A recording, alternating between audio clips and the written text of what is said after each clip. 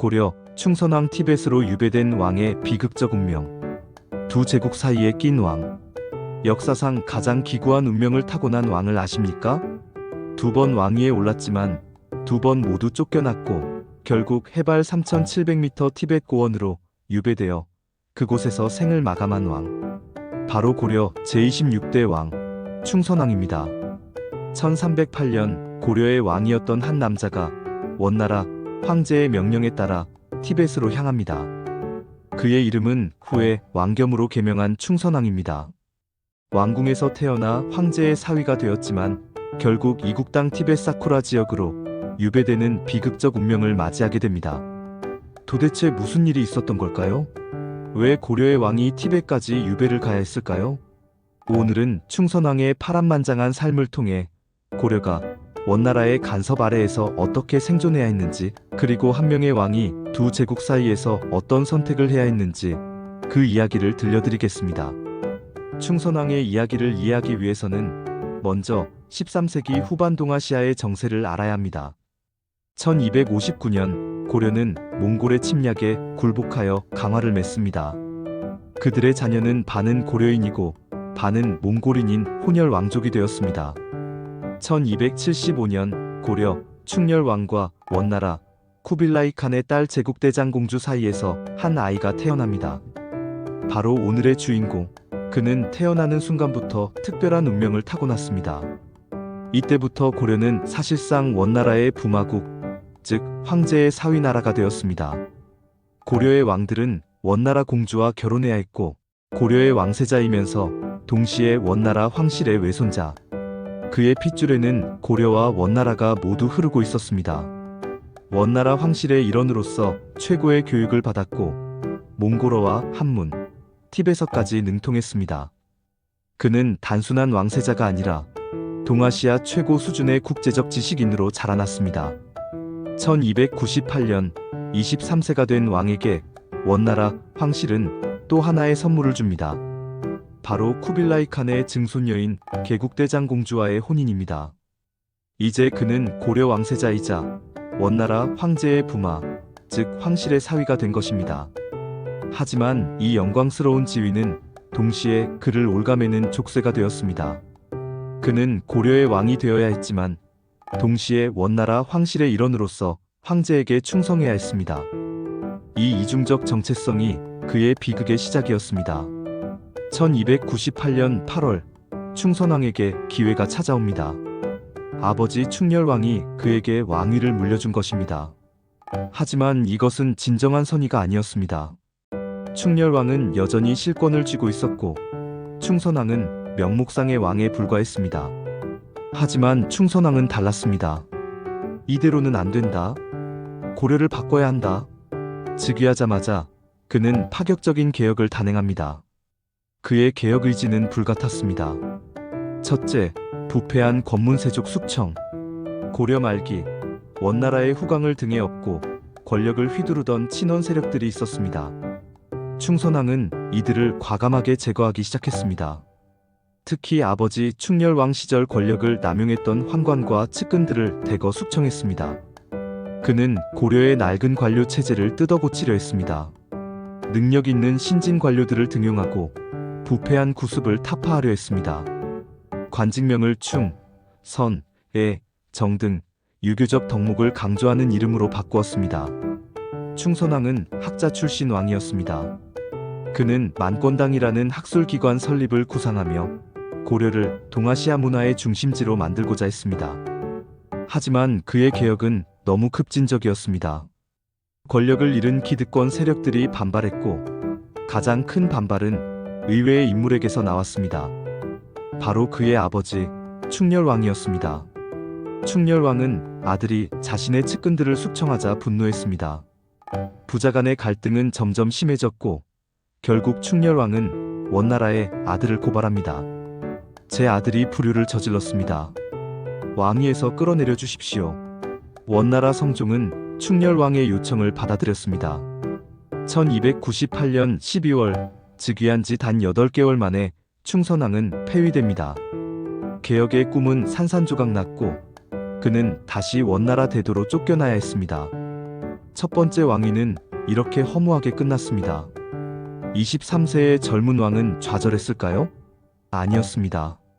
그는 이 실패를 통해 배웠습니다. 개혁은 힘만으로는 이룰 수 없다는 것을, 정치적 기반이 필요하다는 것을, 그리고 무엇보다 문화와 학문의 힘이 중요하다는 것을. 1299년부터 1308년까지 충선왕은 원나라 대도에서 10년을 보냅니다. 하지만 이 시기는 그에게 좌절의 시간이 아니었습니다. 오히려 그는 이 시기를 학문과 문화 활동에 몰두하는 시간으로 삼았습니다. 1304년 충선왕은 대도의 만권당이라는 독특한 학술기관을 설립합니다. 만권당은 단순한 도서관이 아니었습니다. 이곳은 고려와 원나라 그리고 동아시아 전역의 학자들이 모여 학문을 토론하고 교류하는 국제적 학술 살롱이었습니다. 원나라의 저명한 학자 조맹부, 요수, 원명선 등이 만권당에 출입했고 고려의 학자 이재현, 백문보, 권한공 등도 이곳에서 학문을 익혔습니다. 충선왕은 이곳에서 성리학, 역사학, 문학을 연구했으며 특히 원나라와 티벳의 불교 문화에도 깊은 관심을 보였습니다.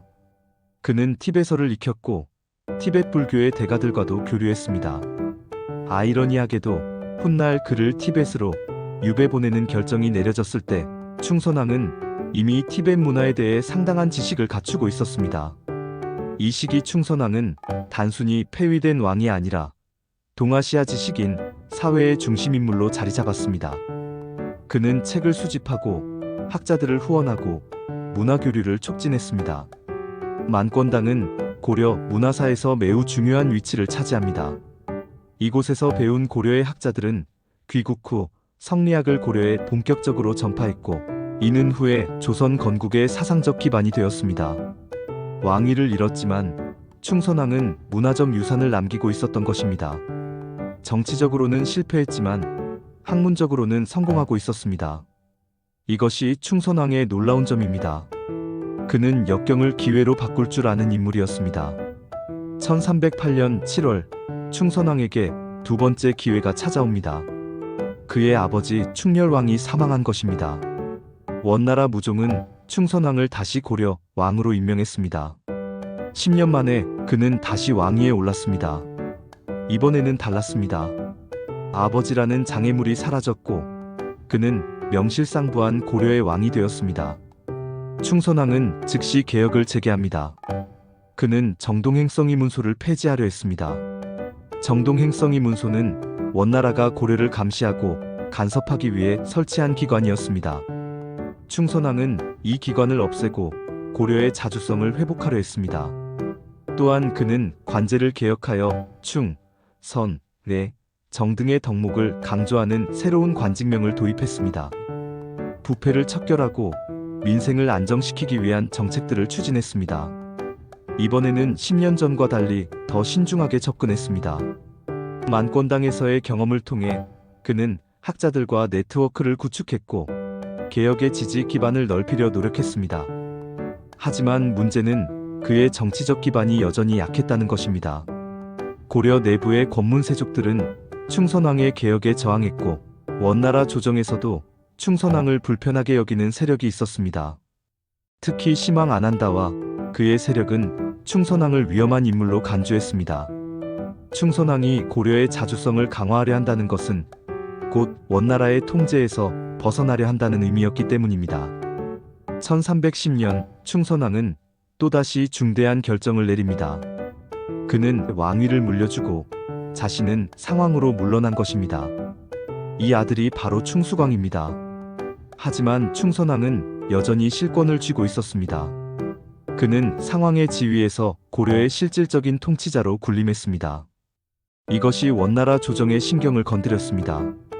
저자는 왕위에서 물러났다면서 여전히 권력을 휘두르고 있다. 통제가 불가능하다. 원나라 내부에서 충선왕을 제거해야 한다는 목소리가 커졌습니다. 충선왕의 운명은 다시 한번 위기를 맞이하게 됩니다. 1313년 충선왕의 운명을 바꾸는 사건이 발생합니다. 원나라에서 정치적 음모가 벌어진 것입니다. 심왕 아난다가 쿠데타를 시도했다가 실패하고 처형당합니다. 이 사건에 충선왕이 연루되었다는 의혹이 제기되었습니다.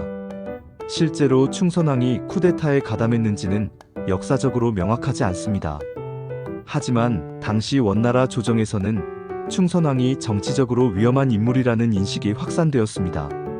설상가상으로 충선왕의 부인 개국대장 공주가 남편을 고발합니다.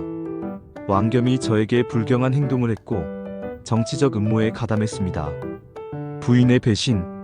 이것은 충선왕에게 치명적인 타격이었습니다. 왜 부인이 남편을 배신했을까요? 여기에는 복잡한 정치적 배경이 있었습니다. 개국대장 공주는 원나라 황실의 일원이었고 그녀의 충성심은 남편보다 황실에 있었을 가능성이 높습니다. 혹은 원나라 조정의 압력을 받았을 수도 있습니다. 어쨌든 부인의 고발은 충선왕에게 결정적이었습니다. 원나라 인종은 충선왕을 소환하여 신문했습니다. 충선왕은 자신의 결백을 주장했지만 이미 결정은 내려진 상태였습니다. 1314년 원나라 조정은 최종 판결을 내립니다. 왕겸을 토번 사쿠라 지역으로 유배한다. 토번, 즉 티벳은 당시 원나라의 영토였지만 중원에서 수천 킬로미터 떨어진 변방이었습니다. 사쿠라는 해발 3,700m가 넘는 고원지대로 산소도 부족하고 기후도 혹독한 곳이었습니다. 고려의 왕이었던 남자가, 원나라 황실의 부마였던 남자가, 동아시아 최고의 지식인이었던 남자가 이제 티벳의 황량한 땅으로 유배되는 것입니다. 1314년 충선왕은 대도를 떠나 티벳으로 향합니다. 그의 나이 39세였습니다. 두 번째 왕위도 이렇게 끝났습니다. 하지만 이번에는 단순한 폐위가 아니라 유배라는 더 가혹한 처벌이었습니다. 티벳 사쿠라, 해발 3,700m의 고원지대, 공기는 희박하고 겨울에는 혹한이 몰아치는 곳. 이곳이 충선왕이 생의 마지막을 보내야 할 장소였습니다. 고려의 궁궐에서 자라고 원나라 대도의 화려한 궁전에서 살았던 남자에게 티벳의 유배지는 상상할 수 없는 고통이었을 것입니다. 하지만 충선왕은 무너지지 않았습니다. 그는 유배지에서도 학문과 종교에 몰두했습니다. 티베트어를 더욱 깊이 공부했고 티베트 불교의 고승들과 교류했습니다. 만권당에서 시작된 그의 학문적 열정은 티벳에서도 계속되었습니다. 충선왕은 티벳에서 백운소설이라는 저술을 남겼다고 전해집니다. 비록 현재는 전해지지 않지만 이 책은 그가 유배지에서도 지적 활동을 멈추지 않았다는 증거입니다. 그는 또한 티벳의 사원들을 후원하고 불교 경전을 필사하는 등 종교 활동에도 참여했습니다. 유배라는 처벌 속에서도 그는 자신만의 의미를 찾으려 했던 것입니다. 티벳 유배가 충선왕에게 준 것은 무엇이었을까요? 역설적으로 그것은 자유였을지도 모릅니다. 물리적으로는 갇혔지만 정신적으로는 해방되었을 수 있습니다. 더 이상 정치적 음모와 권력 다툼에서 벗어나 순수하게 학문과 종교에 몰두할 수 있었으니까요. 하지만 유배 생활은 그의 건강을 서서히 갉아먹었습니다. 고산지대의 희박한 공기, 극심한 추위, 정신적 고독. 이 모든 것이 그를 지쳐가게 만들었습니다. 고려에 대한 그리움, 가족에 대한 그리움, 이루지 못한 꿈에 대한 아쉬움. 이 모든 것이 그를 괴롭혔을 것입니다. 1325년 충선왕에게 희망이 보였습니다. 원나라 조정에서 그를 사면하고 대도로 돌아오도록 허락한 것입니다. 11년 만의 사면이었습니다. 충선왕은 티벳을 떠나 대도로 향했습니다. 마침내 그는 유배지를 벗어날 수 있었습니다. 하지만 기쁨은 오래가지 않았습니다. 1325년 충선왕은 대도로 돌아왔습니다. 하지만 그는 이미 예전의 그가 아니었습니다. 11년의 유배 생활은 그의 몸과 마음을 완전히 파괴했습니다. 50세의 나이였지만 그는 노인처럼 쇠약해져 있었습니다. 그는 더 이상 고려로 돌아갈 수 없었습니다. 원나라 조정은 그를 대도에 머물게 했고 그는 사실상 연금 상태에 놓였습니다. 자유를 얻은 것이 아니라 다른 형태의 감금을 당한 것입니다.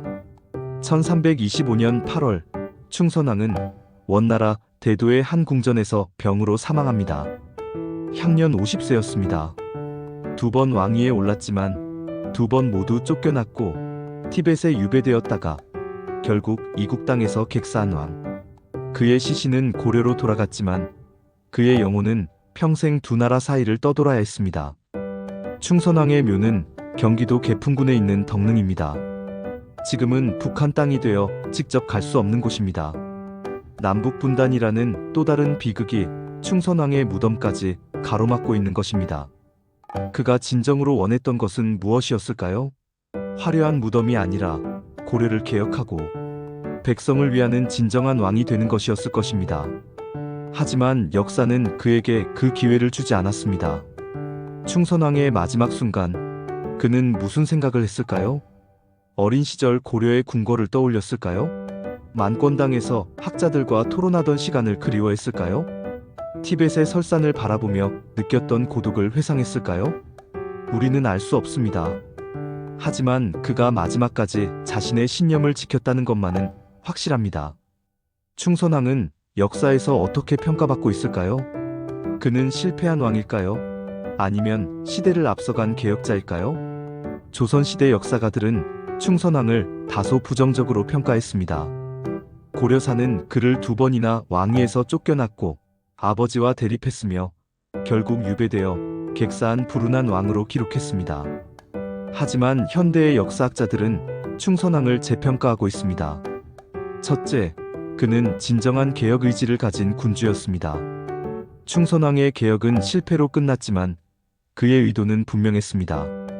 부패한 권문세족을 숙청하고 고려의 자주성을 회복하며 백성의 삶을 개선하려 했습니다. 그는 단순히 권력을 유지하려는 왕이 아니라 나라를 바꾸려는 개혁자였습니다. 둘째, 그는 문화적 공헌이 컸습니다. 만권당의 설립은 고려 문화사에서 매우 중요한 사건입니다. 이곳에서 배운 고려의 학자들은 성리학을 고려에 전파했고 이는 후대 조선 건국의 사상적 기반이 되었습니다. 충선왕이 없었다면 고려 말 성리학의 전례는 훨씬 더뎠을 것입니다. 특히 이재현은 만권당에서 공부한 후 고려로 돌아와 성리학의 기초를 다졌습니다. 그의 제자들은 정도전, 정몽주 등 조선 건국의 주역들과 연결됩니다. 충선왕의 학문적 유산이 결국 조선이라는 새 왕조를 탄생시킨 것입니다. 셋째, 그는 국제적 감각을 가진 지식인이었습니다. 충선왕은 고려어, 한문, 몽골어, 티베서를 구사했고 동아시아 각국의 문화를 이해했습니다. 그는 단순히 고려의 왕이 아니라 동아시아 전체를 아우르는 국제적 지식인이었습니다. 그는 문화와 학문이 국경을 넘는다는 것을 알았습니다. 만권당은 단순히 고려의 기관이 아니라 동아시아 학술 교류의 중심이었습니다. 하지만 동시에 그는 비극적 인물이었습니다. 충선왕의 비극은 그가 두 제국 사이에 낀 존재였다는 데 있습니다. 그는 고려의 왕이었지만 원나라의 통제에서 벗어날 수 없었습니다. 고려를 위해 개혁하려 했지만 그것은 원나라의 이익과 충돌했습니다. 제시도한 계속 편집. 그는 자유를 갈망했지만 그의 혈통과 지위는 그에게 자유를 허락하지 않았습니다. 어머니는 원나라 공주, 부인도 원나라 공주. 그는 태어날 때부터 원나라 황실의 일원이었고 그래서 진정한 고려의 왕이 될 수 없었습니다. 그의 개혁이 실패한 이유도 여기에 있습니다. 그는 원나라의 힘을 빌리지 않고서는 권력을 유지할 수 없었지만 원나라의 힘을 빌리면 고려의 자주성은 더욱 약화되었습니다. 이것이 바로 부마국 고려 왕의 딜레마였습니다. 충선왕은 실패한 왕이었지만 그가 남긴 유산은 결코 작지 않습니다. 만권당에서 공부한 이재현은 귀국 후 고려 성리학의 기초를 다졌고 그의 제자들은 조선 건국의 핵심 인물이 되었습니다. 정도전, 정몽주 등 조선 건국과 성리학 발전의 주역들은 모두 이 계보에 속합니다. 충선왕이 추구했던 개혁 정신은 공민왕의 반원 개혁으로 이어졌고 결국 조선 건국으로 결실을 맺었습니다. 충선왕이 이루지 못한 꿈이 후대에 다른 형태로 실현된 것입니다. 또한 충선왕의 국제적 감각과 문화적 개방성은 고려 말기 문화를 풍요롭게 만들었습니다. 고려는 원나라를 통해 서역, 티벳, 중앙아시아의 문화를 접할 수 있었고 이는 고려 문화의 다양성을 증진시켰습니다. 충선왕이 티벳에서 접한 불교 문화, 그가 대도에서 교류한 학자들, 그가 수집한 서적들, 이 모든 것이 고려 문화의 자산이 되었습니다. 생각해보면 충선왕의 진짜 업적은 왕으로서의 통치가 아니라 문화 전파자로서의 역할이었습니다. 그는 정치적으로는 실패했지만 문화적으로는 성공했습니다. 이것은 우리에게 중요한 교훈을 줍니다. 권력은 일시적이지만 문화와 사상은 영원하다는 것을. 충선왕의 왕위는 2번 다 빼앗겼지만 그가 심은 학문의 씨앗은 세대를 넘어 자라났습니다. 티벳 유배의 의미. 많은 분들이 궁금해하실 것입니다. 왜 하필 티벳이었을까? 원나라에는 많은 유배지가 있었습니다. 요동, 운남, 감숙 등 변방 지역이 많았는데 왜 원나라 조정은 충선왕을 특별히 티벳으로 보냈을까요? 여기에는 몇 가지 이유가 있습니다. 첫째, 정치적 고립입니다. 티벳은 원나라 영토 중에서도 가장 외진 곳이었습니다. 대도에서 수천 킬로미터 떨어져 있었고 교통도 매우 불편했습니다. 충선왕을 티벳에 보낸 것은 그를 정치적으로 완전히 고립시키기 위함이었습니다. 티벳에 있으면 고려와의 연락도, 원나라 조정과의 접촉도 극히 제한되었습니다. 둘째, 상징적 의미입니다. 티벳은 원나라에게 특별한 의미가 있는 곳이었습니다. 쿠빌라이 칸은 티벳 불교를 후원했고 티벳은 원나라의 정신적 중심지 중 하나였습니다. 충선왕을 티벳으로 보낸 것은 단순한 유배가 아니라 일종의 영적 유배였습니다. 황실의 일원이었던 충선왕을 속세의 정치에서 떼어내어 종교적 성찰의 시간을 갖게 한다는 명분이 있었습니다. 셋째, 충선왕의 학문적 배경입니다. 충선왕은 이미 티벳 문화와 티벳 불교에 깊은 관심이 있었습니다. 그는 티베서를 할 줄 알았고 티벳 불교 경전을 읽었습니다. 원나라 조정은 이것을 알고 있었을 것입니다. 그래서 충선왕을 티벳으로 보내면 그가 완전히 절망하지는 않으리라고 판단했을 수 있습니다. 어떤 의미에서 티벳 유배는 사형보다는 나은 처벌이었습니다. 충선왕이 티벳에서 불교를 공부하고 정치에서 손을 떼고 조용히 여생을 보내기를 원했던 것입니다. 넷째, 자연적 감금입니다. 티벳의 혹독한 자연환경 자체가 감옥이었습니다. 해발 3,700m의 고원에서는 탈출이 거의 불가능했습니다. 산소가 부족하고 겨울에는 영하 20도 이하로 내려가는 혹한, 이런 환경에서 중년의 남자가 탈출을 시도한다는 것은 자살행위나 마찬가지였습니다. 11장 현대적 교훈. 성찰적이고 현대적 관점의 톤으로 21세기를 사는 우리에게 700년 전 티벳으로 유배된 왕의 이야기가 무슨 의미가 있을까요? 충선왕의 이야기는 오늘날에도 여전히 우리에게 많은 것을 시사합니다. 그중 제일 먼저 생각해야 할 것은 강대국 사이에 낀 약소국의 딜레마입니다. 충선왕이 직면했던 문제는 오늘날에도 유효합니다. 강대국들 사이에서 자주성을 지키면서도 생존해야 하는 약소국의 딜레마. 고려는 원나라와 협력하지 않으면 생존할 수 없었지만 너무 협력하면 자주성을 잃었습니다. 이것은 오늘날 많은 나라들이 직면한 문제입니다. 여기까지 긴 이야기를 들어주신 여러분께 감사를 드립니다. 보다 좋은 내용으로 다시 찾아뵙겠습니다. 구독과 좋아요 부탁드립니다.